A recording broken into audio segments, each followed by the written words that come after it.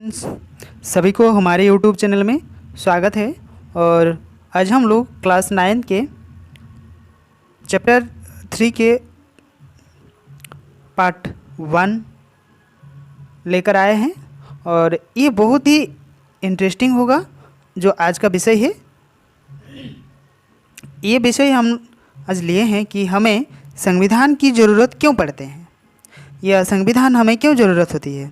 इस चीज़ के बारे में हम लोग आज एकदम बहुत ही अच्छे ढंग से अध्ययन करने वाले हैं। तो चलिए इसे हम लोग शुरू करते हैं। तो हमें एक संविधान की ज़रूरत क्यों पड़ती है और संविधान हमारे लिए क्या करता है, ये हम लोग के मन में क्वेश्चन आ सकता है कि हमें संविधान की ज़रूरत क्यों पड़ती है और संविधान हमारे लिए क्या करता है, ये क्वेश्चन है। इस बात को हम दक्षिण अफ्रीका संविधान के उदाहरण से समझ सकते हैं।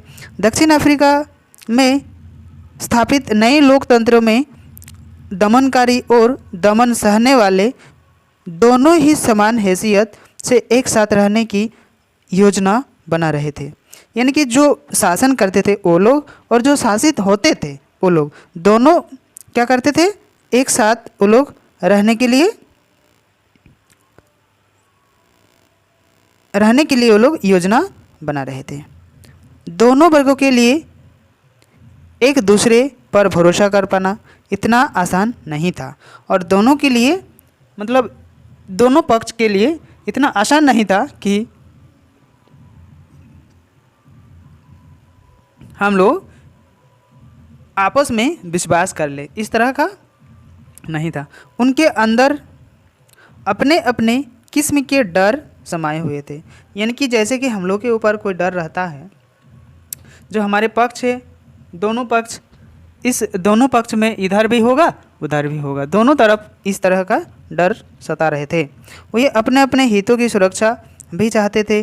बहुसंख्यक और श्वेत लोकतंत्र बहुमत के शासन वाले जो मूल सिद्धांत है उस पर समझौता वो लोग नहीं चाहते थे। मूल जो सिद्धांत है उस पर नहीं चाहते थे, लेकिन अपने अपने दलों के लिए वो लोग चाहते थे कि हम लोग आगे बढ़ें। उन्हें यह अपने लिए बहुत से सामाजिक और आर्थिक अधिकार चाहते थे और अल्पसंख्यक लोगों को अपनी संपत्ति और अपने विशेष अधिकारों की चिंता जो है ये सता रही थी। विशेष अधिकारों के लिए चिंता सता रही थी।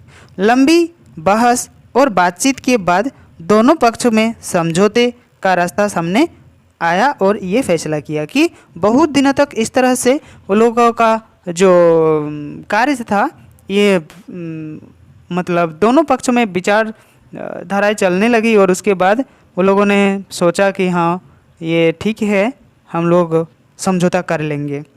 इस तरह से वो लोग फैसला कर लिया। गोरे लोग बहुमत के शासन वाले मूल सिद्धांतों और एक व्यक्ति वोट को मान गए।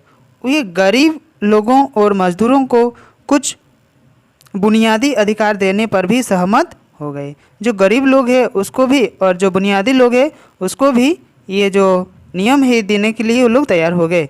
अश्वेत लोग ने भी सिर्फ बहुमत के आधार पर सारे फैसले नए नहीं करने का निर्णय लिया और उन्हें बहुमत के जरिए अल्पसंख्यक गोरे की जमीन जायदाद और कब्जा नहीं करने की बात मान ली और यह समझौता करना इतना आसान नहीं था और इसे लागू करना तो उससे भी कठिन बात था। कोई भी चीज़ इतने ई में लागू करना बहुत ही कठिन बात था, मानना भी कठिन बात था। तो यह बहुत ही समस्यात्मक बात हम लोग देखें। इसे लागू करने के लिए एक दूसरे पर भरोसा करना बहुत ज़रूरी था और अगर आज वे एक दूसरे पर भरोसा कर भी ले तो यह क्या गारंटी है कि भविष्य में इसके समझौता के तौर नहीं आएगा। मतलब आज अगर ये लोग समझौता कर लेगा, लेकिन ये कोई गारंटी नहीं है कि क्या ये लोग इस चीज़ को पूरा मान के चलेगा। इस तरह का कोई गारंटी नहीं है।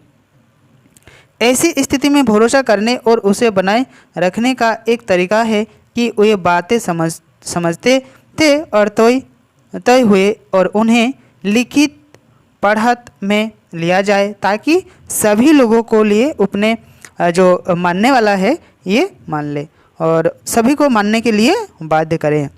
भविष्य में शासकों के चुनाव संबंधी नियम तय हो गए और लिखित रूप से ये आ गया। ठीक है, अब हम लोग देखेंगे लिखित रूप से आ जाते थे और चुनी हुई सरकार के अधिकारों और कर्तव्य भी लिखित रूप से मौजूद होते थे। इन्हीं लिखित नियमों नागरिकों के अधिकार भी इसमें शामिल होते थे, लेकिन यह नियम तभी लागू होंगे जब जीत कर आने वाले लोगों के मनमाने ढंग से उन्हें बदलाव नहीं होंगे। मतलब जो जीत के आएगा वो लोग अपने मनमानी ढंग से कोई नियम कानून नहीं करेगा, तभी हम उसको मान लेंगे कि हाँ ये ठीक है या नहीं है। दक्षिण अफ्रीका लोगों ने इन्हीं सब बातों को ध्यान में रखा और ये कुछ बुनियादी नियमों पर सहमत हुए और कुछ बात रखा और ये बुनियादी तौर पर ये उसका नियम जो है ये करने लगा। ये इस बात पर भी बहुत सहमत हो गए कि ये नियम सबसे ऊपर रहेंगे और वे अपने आने वाले कोई भी ऐसी सरकार उनकी अवहेलना नहीं कर सकती। इन्हीं बुनियादी नियमों के लिए लिखित रूप का संविधान हम लोग इसे कहेंगे। संविधान का निर्माण सिर्फ दक्षिण अफ्रीका में ही नहीं हुआ, दुनिया के हर देश में विभिन्न समुदाय के लोग रहते हैं और संभवतः है कि वे रिश्ते दक्षिण अफ्रीका के गोरे और काले जितने कटु न हो और दुनिया भर में लोगों के विचार और हित अलग अलग होते हैं और लोकतांत्रिक शासन प्रणाली स्थापित हो या न हो, पर दुनिया के सभी देशों में सरकारों को ऐसे बुनियादी नियम की बहुत ही ज़रूरत होती है। देखिए, जिस देश में हम लोग निवास करते हैं यानी कि भारत पे निवास हम लोग करते हैं, यहाँ बहुत सारा ऐसा नियम है जो कि ये संविधान अगर नहीं होता तो हमारा देश का हालत बहुत ही बिगड़ जाता। इसमें बहुत सारा ऐसा नियम लगा हुआ है जिसके ज़रिए एक दूसरे को सम्मान करना, भाईचारा बनाए रखना, किसी के ऊपर कोई आपत्तिजनक कोई कार्य न करना, इस तरह से हम लोग कर पाते हैं। अगर ये नहीं रहता तो बहुत ही दिक्कत होता है। तो इसीलिए संविधान होना सबसे ज़्यादा ज़रूरी है। यह बात सिर्फ सरकारों पर ही लागू नहीं होती बल्कि लोगों को भी इन नियमों का ज़रूरत होती है। जैसे ज़रूरत होती है, देखिए यहाँ मौलिक कर्तव्य होता है, मौलिक अधिकार होता है। तो इस तरह से हम लोग स्वतंत्रता होते हैं, कहीं भाषण देने के लिए, कहीं कुछ बोलने के लिए, वगैरह वगैरह चीज़ के लिए ये संविधान बहुत ही महत्वपूर्ण भूमिका निभाता है। प्रत्येक संगठन के कुछ कायदे कानून होते हैं, संविधान होता है। इस तरह आपके इलाके में कोई छोटा सा क्लास हो या सरकारी संगठन क्लब हो या सरकारी संगठन, फिर भी कोई बड़ा राजनीतिक दल, सभी को एक संविधान की ज़रूरत होती है। इसमें जो हम लोग चलते हैं, ठीक है, ये चलने के लिए जितने सारे नियम है ये सभी ये संविधान के द्वारा ही होता है, संविधान के द्वारा ही होता है। ठीक है, संविधान नहीं होता तो हम लोग का बहुत बड़ा दिक्कत होता। तो ये चलने का राह हम लोग कर सकते हैं। ठीक है, ये लाठी जैसा काम करता है। ये किस तरह का काम करता है? लाठी जैसा काम हम लोग के ऊपर करता है। इस तरह से जो लाठी होता है ना, इस लाठी जैसा काम हम लोग के ऊपर करता है कौन? संविधान।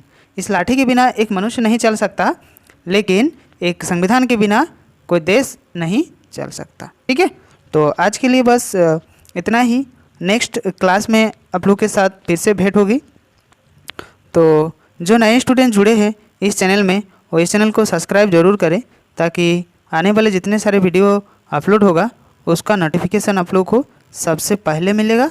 और एक दूसरे को ये वीडियो आप लोग शेयर करें ताकि सभी को इसका लाभ मिल सके। अभी स्कूल बंद है, अभी लॉकडाउन चल रहा है, अभी कोचिंग भी बंद है, तो आप लोग किस तरह से पढ़ाई करेंगे, ये बहुत ही समस्यात्मक बात है। इसीलिए इस वीडियो को आप लोग ज़्यादा से ज़्यादा शेयर करें दूसरों के पास पहुंचाए ताकि उसको भी इसका लाभ मिल सके।